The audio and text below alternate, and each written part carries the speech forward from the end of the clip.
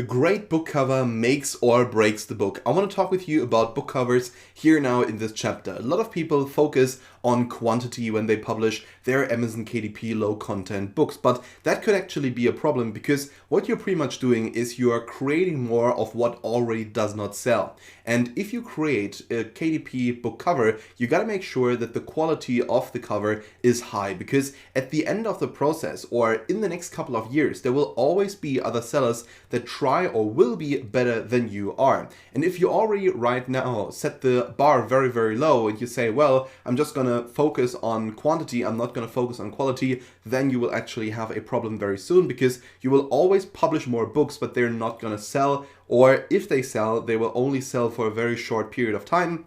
And then you will have hundreds, if not thousands of books that only make you, let's say, a couple cents on average each, which of course at the end of the day is not the goal that we have. We want to make as much money as possible so that we don't have to publish, let's say, tens of thousands of books, but only perhaps, a couple of hundred books, or perhaps even like 1,000 books or something like that. So it's very important that you actually focus on the quality of your book covers. I'm going to show you what a great cover looks like, what a bad cover looks like, or rather an average cover, let's say, looks like, how you can improve your covers and where you can find great cover designers, and a lot more.